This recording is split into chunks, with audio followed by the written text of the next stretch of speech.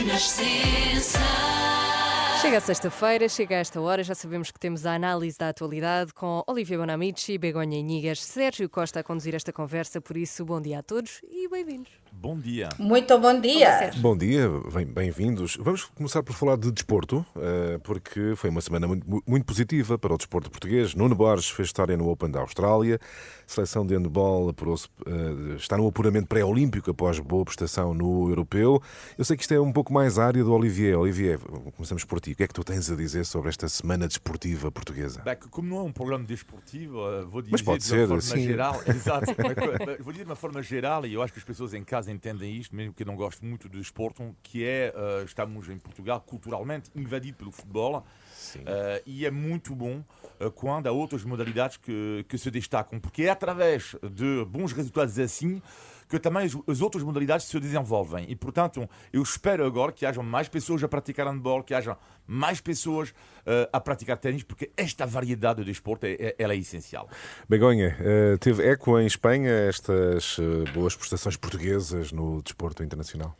Muito bom dia de novo a todos. Bem-vinda. Olá, Begonha. Desde Madrid estou a ver as Torres Quio, estou na Castellana, non é por dar invexa, e agora irei a Fitur.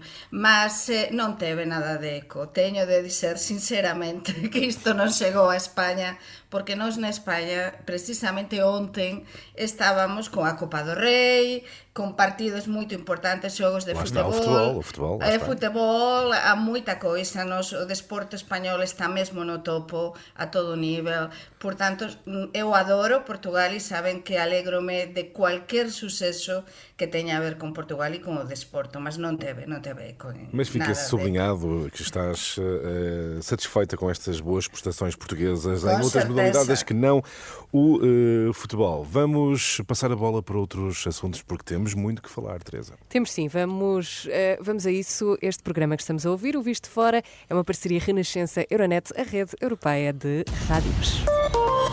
Euronet Plus. Os últimos dias têm sido marcados por intensos protestos de agricultores, sobretudo em França, mas protestos que já alastraram outros países, nomeadamente a Alemanha. Surgem imagens de estradas bloqueadas, tratores parados. Os agricultores protestam contra o aumento do imposto que vai ser cobrado sobre o gasóleo, usado em tratores, e também contra os custos de adaptação às normas ambientais e ao que dizem ser concorrência desleal de outros países, nomeadamente Brasil e Ucrânia.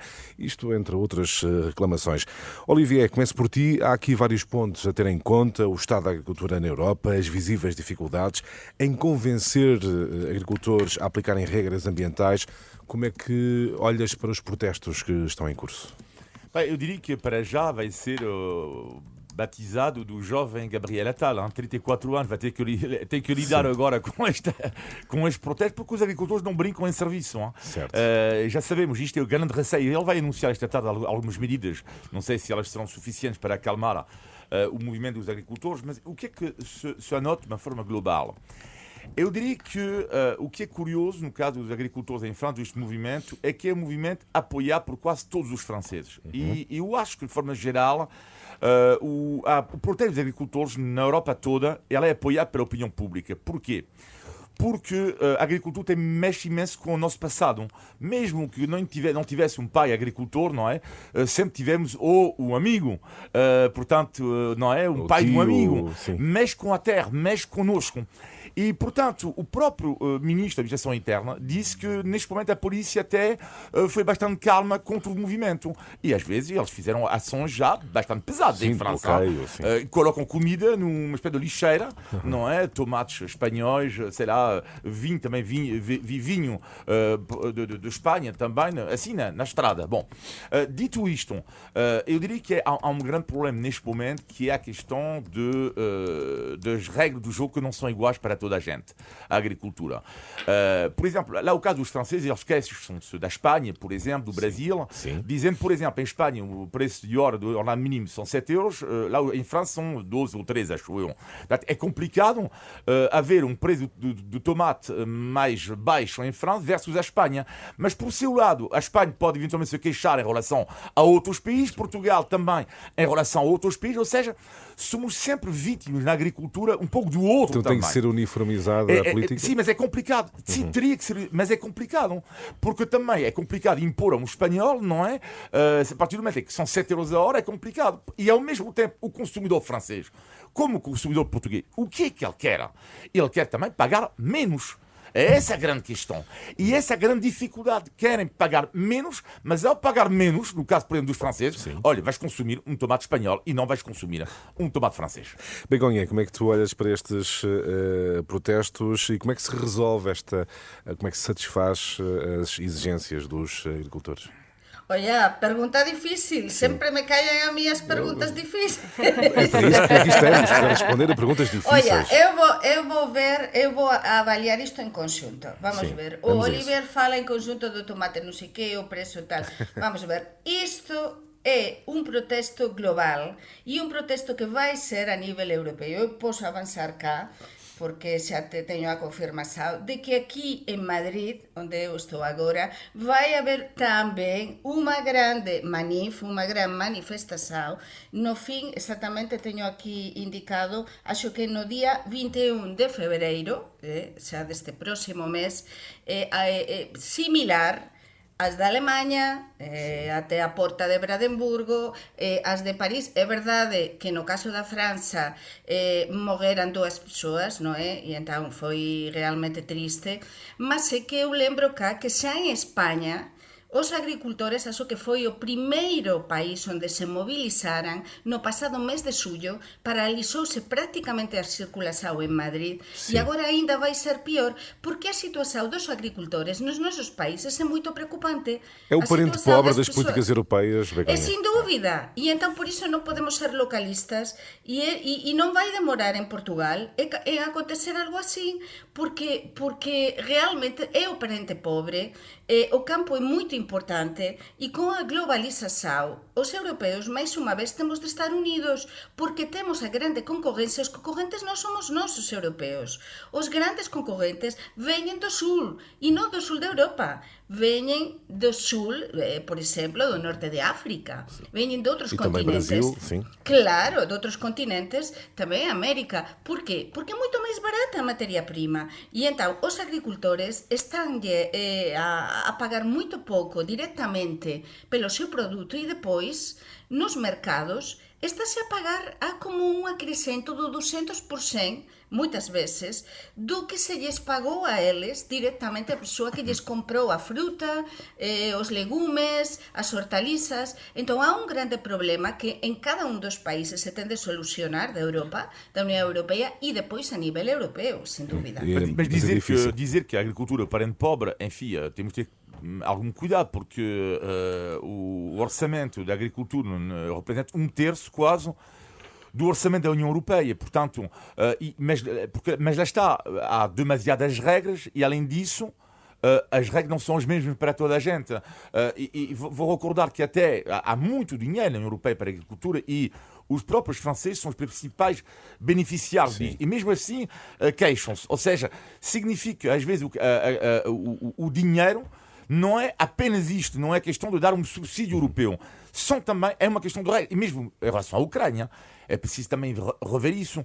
É que na Europa estamos a ser invadidos, entre aspas, por produtos agrícolas da Ucrânia. E como é que um país como Portugal, como Espanha e como França, por exemplo, pode combater um frango que vem da Ucrânia e sobre o qual não se paga taxa nenhuma. Certo. Isto é que é um problema também, Claro. que tem que ser Por visto. iso tende a haber unha normativa a nivel europeo, se callar tense de reformular, nos non somos especialistas na materia, non é? Mas avaliamos a situación máis desde fora, dun xeito máis envolvente, mas, sin dúbida, algo tende a mudar. A agricultura foi a gran beneficiada, en teoría, ao comezo, tamén cando a España e Portugal aderiran á Unión Europea, mas as regras tamén mudaran, o mundo mudou, e unha coisa que nos temos de perguntar é se realmente esas axudas benefician directamente ou están a beneficiar no século XXI a estes agricultores, porque estes agricultores que se están a manifestar, se manifestaren é porque realmente están a viver uma crise muito grande. E por falar nestas manifestações contínuas, pergunto rapidamente aos dois se não há também aqui, no setor da agricultura, o risco de estes protestos serem capturados por movimentos populistas. Olivier? Isto é evidente, não é? Sim, Isto é evidente porque a agricultura também tem a ver com o que, como estava a referir, um pouco à nossa própria identidade. Exato. E isto é um tema que interessa imenso à extrema-direita, neste caso, não é? Agora, o que é, eu acho que seria importante é, sobretudo, não cair no erro de opor, de um lado, os agricultores e do outro, os ecologistas. Ou seja, isto seria o pior erro que se podia fazer. E a dificuldade dos governos atuais é convencer a necessidade de se avançar do ponto de vista ambiental. Exatamente, conciliar os pedidos dos agricultores, as reivindicações que são justas, mas também existe uma realidade, a realidade das alterações climáticas. Certo. E essa grande dificuldade para os governos, e por isso, eu lembro muito bem de ter falado isto aqui há vários meses, sim, quando se criou nos Países Baixos um partido pró-ruralidade. Sim, sim. Eu tinha dito aqui que isto ia ser o início. E estou convicto cada vez mais que vão nascer, até em Espanha, um pequeno partido assim começou a nascer pró-rural, por assim dizer, e nos Países Baixos tem um peso bastante forte. Eu tenho a certeza que ou vão nascer partidos assim cada vez mais, ou então eles vão representar, de facto, para partidos, por exemplo, da extrema-direita, pode haver alguma recuperação política. Sim. Begonha, é o grande problema, a grande falha das instituições europeias é esta conciliação entre assim, o mundo rural e as necessidades ambientais. Eu diría dos grandes desafios, non é? Por qué? Porque desde que nos lembramos, históricamente sempre houve esta dicotomía, esta luta entre o que é o mundo agrario e o que propriamente a natureza, o ambiente, non é? Lembro-me perfeitamente en España de ter estudado na Idade Media no Renascença, non é? No Renascimento, precisamente cando desapareceran moitas árbores en España por causa da agricultura. Mas sempre houve esta luta entre o que o ambiente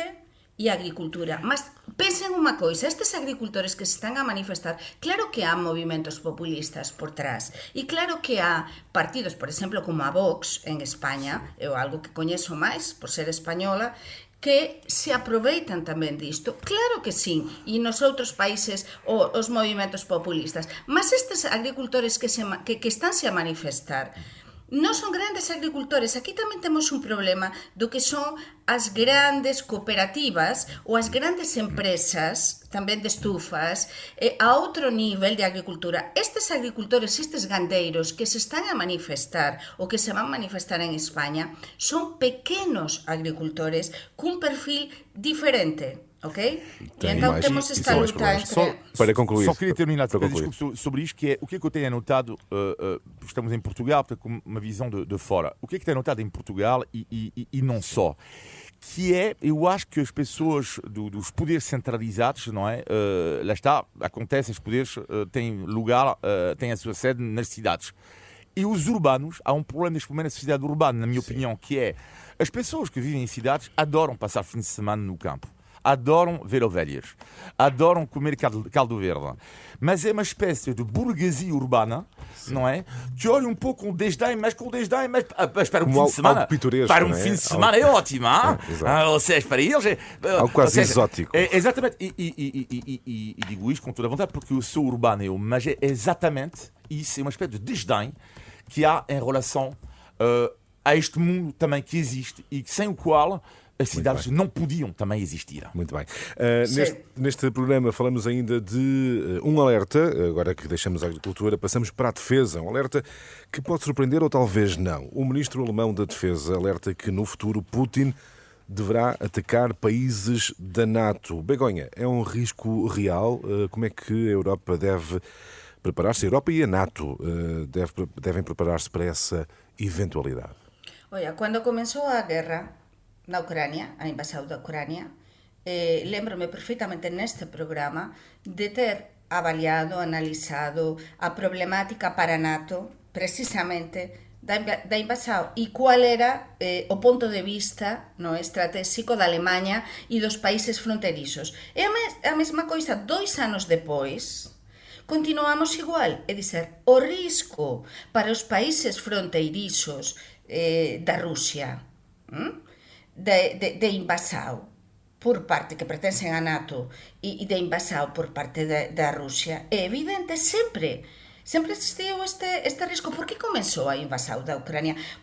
Comenzou porque o Putin quería há moito tempo invadir a Ucrânia, ficar com a Ucrânia. Mas, além de tudo isso, os países da NATO estavam-se a aproximar com mais defensa, perto e ampliar mais essa fronteira exterior, digamos, da NATO. E então o Putin viu um perigo evidente. Então, para o Putin, claro que é um perigo evidente. E em qualquer momento temos de estar preparados porque pode-se produzir essa invasão. Então, o ministro alemão fala em um período de 5 a 8 anos, não é? Para se produzir essa invasão. Eu não sei, não sou estratega, não é?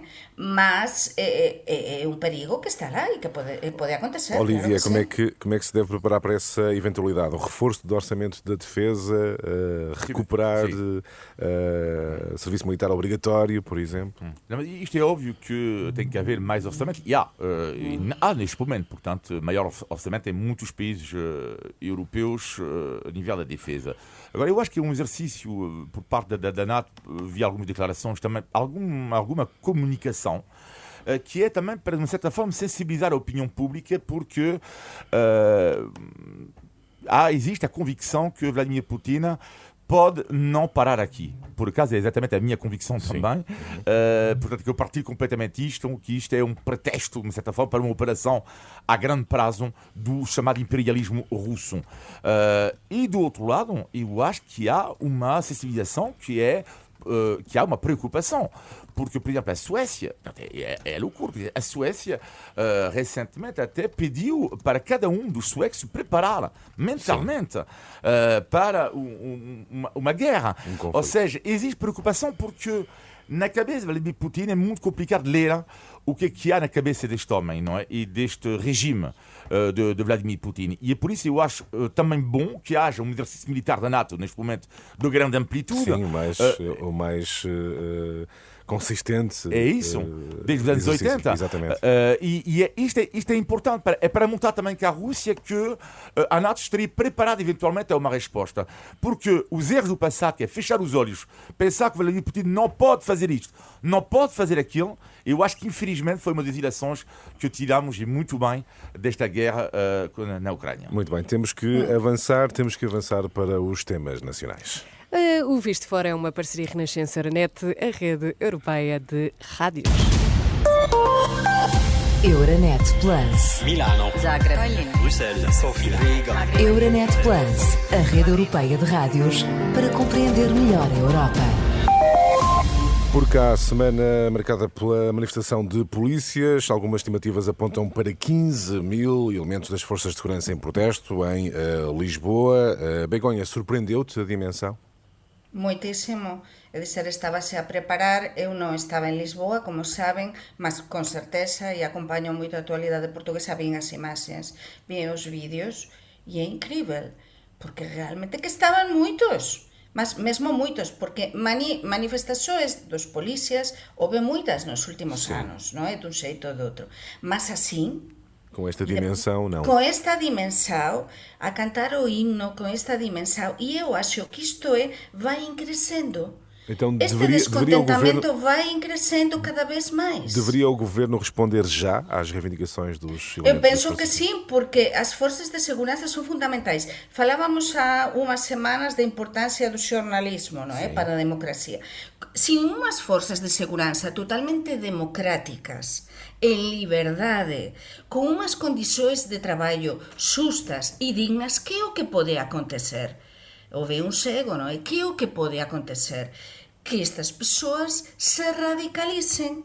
E que acontece em tantos países com pseudo-democracias ou com uma situação muito dramática, que muitas pessoas ou muitos membros das forças e corpos de segurança pública depois aderem a golpes de Estado, todo iso. Por iso é importantísimo ouvir, escutar estas reivindicações e, sobretudo, que o goberno, claro, agora estamos en período preelectoral, mas tanto este goberno de saída como o próximo goberno que tome pose teñen de ter sobre a mesa, acho eu, isto como uma das primeiras coisas para Como uma prioridade. Concordas, Olivier? Sim. Como é que olhaste para a manifestação? Eu diria que o governo português cometeu erro terrível de aumentar, dar suplemento de risco à PJ e não dar nada à PSP e à GNR. Não se entenda. E mais do que isso é a questão de... Será que na polícia a questão do suplemento de risco faz ou não sentido? Eu faço esta pergunta porquê? Porque eu vou dar um exemplo de um amigo meu que trabalha na polícia e trabalha num escritório. O suplemento de risco num escritório é relativo, não é? Mas ele esteve 20 anos na estrada, em operações policiais, e então ele não foi aumentado há não sei quanto tempo. Por isso, eu não sei se não seria melhor, a minha opinião, não sei, humilde opinião, de aumentar o vencimento, em vez de... Porque o suplemento de risco... O suplemento de risco, o limite que há na PSP no GNR, eu espero que não haja depois elementos da PSP e da GNR que não sejam abrangidos pelo suplemento de risco, que eles vão continuar a ganhar uma miséria em relação aos outros colegas, porque cada um tem o seu próprio percurso. José Luís Carneiro, o ministro, já defendeu que deve ser integrado no salário, digamos assim, mas remete decisões para mais tarde. Mas é evidente que tem que ser integrado. Agora, em relação à manifestação, eu acho que não só correu muito bem, dentro do respeito da lei, como também eu acho que foi bonito, de certa forma. Eu acho que 15 mil pessoas que tratam da segurança a cantarem o hino nacional e sem excessos, repito, é um dos pilares, é preciso nunca esquecer, é um dos pilares da democracia. Nunca esquecendo isto, é um dos pilares da democracia. Sem dúvida, e depois que foi uma manifestação de polícias totalmente pacífica.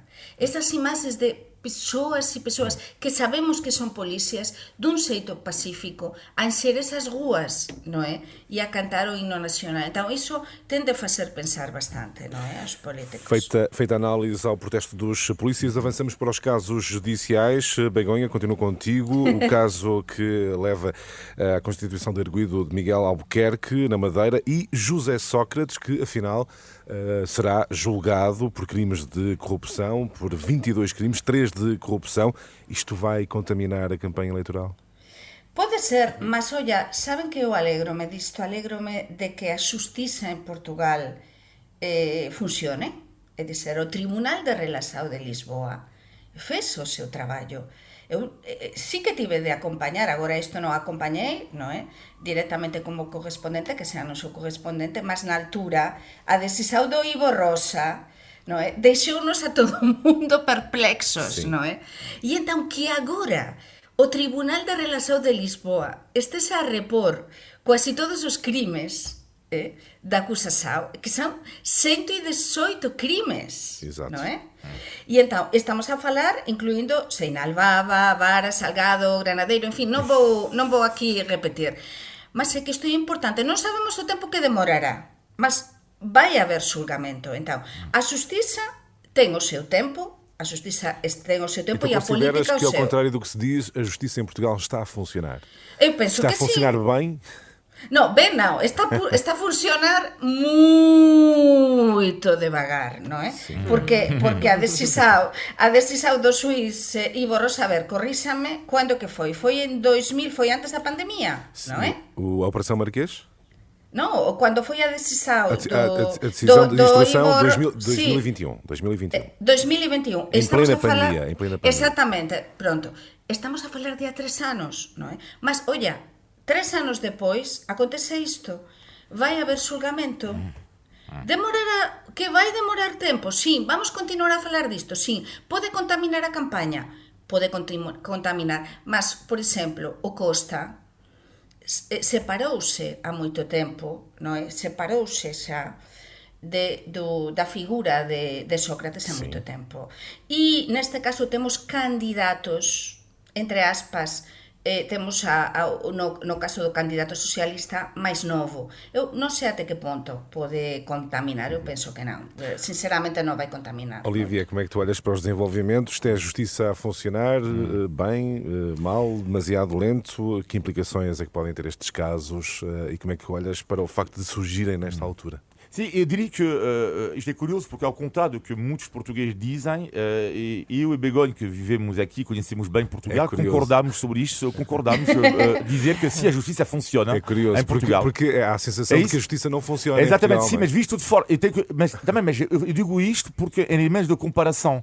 A mim custa-me imenso, e já disse aqui várias vezes, custa-me imenso quando ouço os portugueses dizerem o nosso país é uma vergonha, não sei o quê. Bom, a justiça não funciona. Como se lá fora, não é? Se fossem exemplos inacreditáveis. Vou recordar uma coisa importante aqui em França. Rachida Dati, nomeada recentemente ministra da Cultura em França, é arguída num processo. Ela é arguída e foi nomeada. Ou seja, não só ela não saiu do governo, porque às vezes o debate em Portugal é como no caso do Miguel Albuquerque, na Madeira, o debate em Portugal é se tu és arguído, deves ou não sair. Político, não é? Mas em França é ainda pior. No caso da Rachida Dati, ela foi nomeada sendo arguída. Portanto, eu digo, em Portugal o debate que há, o que é que está a acontecer e mesmo a demissão de António Costa, conheço vários países onde isto seria impossível. Portanto, claro que a situação podia estar melhor, nomeadamente, do que diz respeito à rapidez. Lá é um grande problema. O problema da comunicação também, um problema gravíssimo na justiça. Às vezes também o show-off, enfim, às vezes, e podia ser corrigido. Mas, de facto, é uma boa notícia, é um sinal de democracia. A questão do julgamento de José Sócrates, ele pode não ser condenado, hein? É a justiça, lá está, que vai decidir, mas é um sinal. Em relação a Miguel Albuquerque, rapidamente, eu, neste caso, eu acho que quando tu és arguído, eu acho que tens que sair, ou seja, sobretudo no contexto atual da democracia portuguesa, bastante frágil. Portugal está a viver um momento frágil, hein, de constante suspeita, que os homens políticos são assim, e, portanto, eu acho que é muito complicado para ele. Mais uma vez, não significa que seja culpado. Arguído não é culpado, mas eu acho que é um sinal, é preciso importante, os sinais são fortes, eticamente, é um momento chave Portugal, neste momento Miguel Albuquerque não sei como é que ele tem condições para ficar. E depois que há outra coisa, que todo isto, todos estes casos o que demonstran é que a democracia, a justiça, a separação de poderes está a funcionar. Que a corrupção, claro. Durante moito tempo falábase da impunidade en Portugal. Aquí a justiça está a demorar, mas estánse a producir avanzos. Ainda non chegamos ao fin, ainda falta moito para chegar, por exemplo, ao fin do caso Sócrates. Agora temos estas suspeitas sobre o presidente da Autonomía da Madeira e parte da súa equipa. Mas non é só iso, é que há moitos casos que están a ser investigados. A justiza está a facer o seu traballo, non é? E entón, na campaña vais a falar diso, mas penso que os portugueses também estão um bocado fartos destas coisas. Mas fica sublinhado, Teresa, acho que estamos a ficar convencidos, a justiça funciona em Portugal, isto pelo menos visto de fora. O nosso tempo está a avançar muito rápido e eu sei, Olivier, mudando agora de assunto, que queres falar de um estudo francês sobre as melhores cidades portuguesas. Conta-nos tudo. Sim, não, mas eu fiquei abismado porque eu já contei aqui que os jornais franceses desde há 6 ou 7 anos, basicamente, ou sim, mais ou menos 10 anos, que interessam-se cada vez mais por Portugal, mas é que chega um ponto de loucura, é quase então, todos os dias. Não, é quase todos os dias, é quase uma loucura. Se calhar é a tua influência, não? Não, zero. És tu, Olivier. Mas é uma investigação inacreditável, um estudo, a sério, inacreditável. Não sei quanto tempo que ele demorou, já não ia preferir, de 10 páginas num diário francês sobre, e o próprio jornal que fez isto, sobre vários critérios: segurança, poder de compra, saúde, cultura.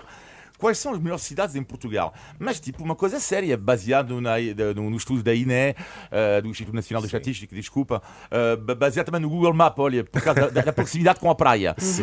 E tudo estudado, mas, tipo, por menor 10 páginas. Tipo, claro que os critérios são discutíveis, porque a cultura, por exemplo, eles calculavam o número de museus por número de habitantes também. Mas tudo conta, ter museus, né? mas que sejam de péssima qualidade. Mas, pronto. Mas, de facto, não deixa de ser um indicador. O resultado é Coimbra, que fica no primeiro lugar. Depois fiquei triste porque Lisboa ficou apenas no 5º lugar e a cidade do Porto ficou no segundo lugar, Sérgio. Eles fizeram uma entrevista no Porto para explicar, porque havia estudantes que tinham vivido em Lisboa, basicamente diziam que a cidade do Porto, segundo o estudante que foi entrevistado pelo jornal, é uma cidade com menos stress do que a cidade de Lisboa. E se calhar, por causa disso, há muitos franceses, neste caso, que consideram que é uma cidade melhor para se viver. É uma grande concentração na capital portuguesa. Concordas com este ranking, Begonha? Coimbra, primeiro lugar, Porto, segundo, Lisboa apenas em quinto. A mí o de Coimbra en primeiro lugar, e eu gosto moito de Coimbra. Saben que gosto de todo Portugal e sou unha embaixadora de Portugal, mas a mí teñenme de deixar por o norte en primeiro lugar, non é? Sí. Saben que eu non sei por qué, mas eu teño unha costela, eu acho que no Porto, non é? Sí. Mas e no norte, há uma ligação e muito adoro, grande entre o norte de Portugal e adoro Lisboa. Mas ligar o que estaba a dizer Olivier con o motivo pelo que estou en Madrid, vamos a isso, que é na Fitur, eu posso dizer, estamos a falar da imaxe de Portugal lá fora, non é? Neste visto de fora, é que na Fitur, non é? O stand Para quem de não Portugal, sabe, Begonha, Feira de Turismo de Madrid. Exactamente, temos de explicar sempre que é a segunda feria de turismo en importancia do mundo, non é?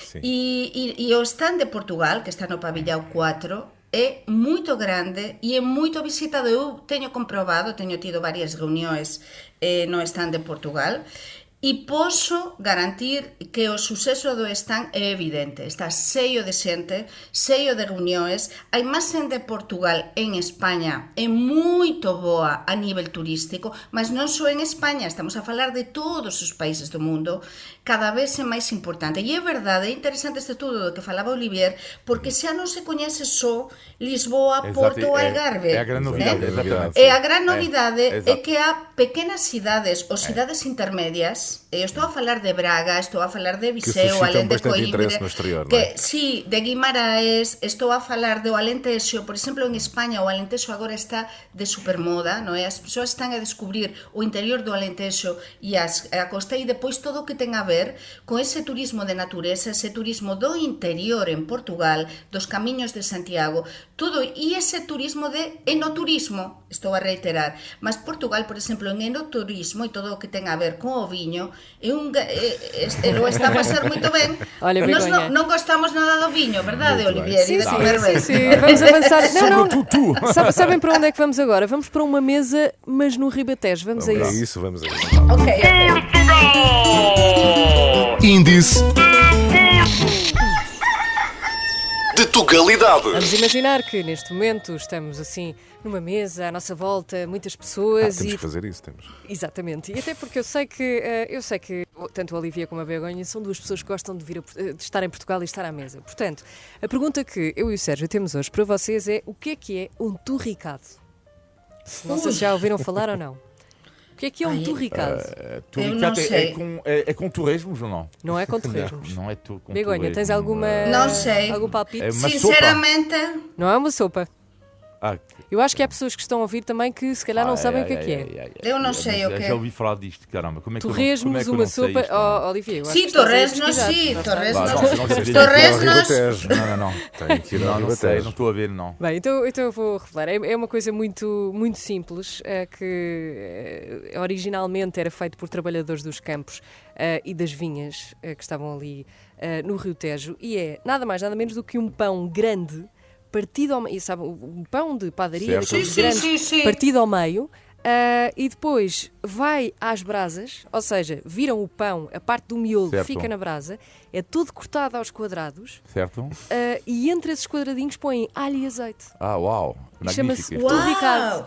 Mas isso é turricado. muito parecido, por exemplo, ao que se faz na Itália. Por exemplo, na Itália há algo similar, não é exatamente igual, mas que eu ainda gosto mais do que a pizza, que quando tu vas a qualquer restaurante que não é tão turístico, te cortam assim também, está como meio, não é mais exatamente da pizza, mas é parecida, com azeite, com orégãos, com tal. É assim, mas eu adoro, isso é para petiscar, não é? A grande pergunta também é: o que é esta música de elevador que estamos a ouvir? Eu queria uma coisa. Mas é que é insuportável. Tens razão, isto. não é? Ou seja, uma pessoa come torricado com música de elevador. Sim, mas enfim, é para dar aqui assim um ambiente Mas é mais o direto. Eu acabei de pôr mais alto. Olivier, Está é o implicativo, direto. Olivier, hoje Assim está já se vê, assim já se vê que estamos em direto, Olivier. Foi o índice de Tugalidade. Índice Convidamos o Olívia De para um restaurante, Tugalidade. ele não gosta. Sim, ele não gosta daqueles com música, nem no elevador. não, no restaurante com música é insuportável. Mas é que não há paciência. Vamos aos positivos e aos negativos da semana. Começamos com o negativo, Begonha e Nigas. Vamos a isso. Pois o negativo foi entrar na Feria de Turismo de Madrid na cuarta-feira. Non poden imaginar o que foi. Estaba filas e filas, nos queixamos de Portugal, das filas, de non sei que, do que se ten de esperar moitas veces. Oye, isto aconteceu na entrada da Fitur, que había decenas de portas, mas millares de persoas de todo o mundo, que este ano non sei o que aconteceu, mas un suceso total de persoas, mas todas entramos á mesma hora. Ouvintes da Renascença, non acontece só en Portugal, que as persoas sempre chegan á mesma hora e que temos engarrafamentos. Non, no caso da Fitur eu tive de esperar tanto tempo, foi unha confusão total, todas as persoas coas malas, cos computadores, as persoas desesperadas, a falar 1000 linguas. Eu dixen, olla, isto é Madrid, e dizer, non é Lisboa. Portanto, que problemas de engarrafamentos, de filas, de descontrolo e tal, em todos os lados. O trânsito. Muito bem. Olivier, o teu negativo. Eu fiquei um pouco triste nesta classificação do jornal francês, esta investigação, que no top 10 não há uma cidade da margem sul, portanto, nem Almada, nem Charneca da Caparica, nem Seixal, zero. Uma vergonha. Por que será? Porque não, mas sabes uma coisa, alguma o que é que eu adorei nesta classificação é que houve comentários na caixa. Eu vou pôr a música dele. E houve muitos franceses que isto é insuportável esta música. Valha-me Deus. Mas é que é uma atrocidade.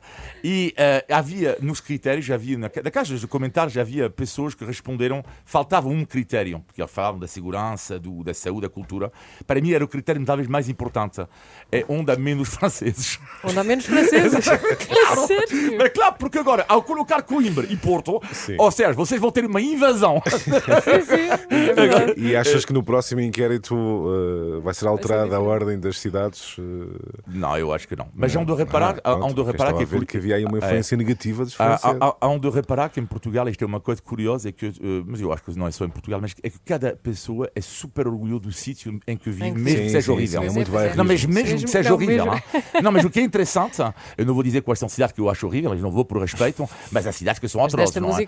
Mas há cidades que são atrozes, não é? Como qualquer país, não é? Mas mesmo a cidade mais atroz, tu pergunta a pessoa, tira-me.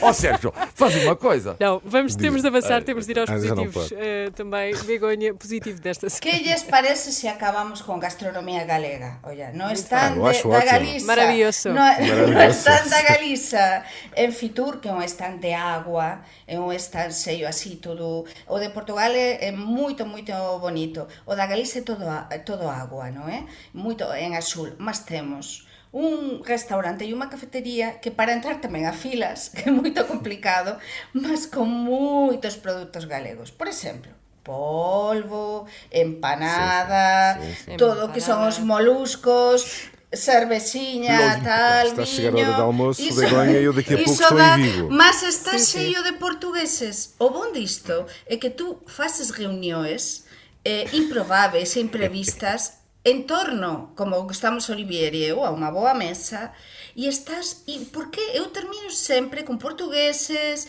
a falar da Galiza, de Portugal, de tal... E iso é o importante, non é? Que estamos próximos e que disfrutamos tamén con o mellor que temos. Muito bem. A nossa Muito cultura. Bem. Maravilhoso, como costumas dizer, Begonha. Olivier? Bem, eu vou escolher, também a comida, vou escolher a temporada da lampreia, porque sou louco, absolutamente louco da lampreia. Não gosto nada da lampreia. Sou maluco disto e acontece que os preços estão a subir por causa da espécie que está em extinção. Neste momento, em Portugal, estamos a falar de, para 4 pessoas, 150 a 200 euros, às vezes, para comer uma lampreia. E uma das razões pelas quais eu gosto da lampreia, além do prato em si, é que é um dos raros momentos em que eu coloco o meu babette azul. O babette azul, babette cor de bebê, que eu acho extraordinário culturalmente em Portugal, que tu comes e ao mesmo tempo tens 51 anos e colocas um babette como mas sabes o que tenho que ver isso. O que tens de facer para que non se sea tan caro, non é por nada, mas no Miño, mas é caríssimo também, na parte, sí, mas non é alguma tasca, algún local, iso se callar o Sergio, algún colega da Renascença podem recomendar algum local para ir e vais lá o fim de E eu semana. depois envio uma mensagem. Muito bem, É. foi o Visto de Fora. Obrigado, Ceci. Temos de E seguir. durante até 1 da tarde com vocês, Teresa Oliveira, e músicas de elevador para vocês. Exatamente, vai ser Um assim. abraço, bom fim de semana. Visto de Fora, despedimos-nos então com esta música que o Olivia gosta muito. O Visto de Fora está de volta então na próxima sexta-feira. Um bom fim de semana a todos e até Bom já. fim de semana.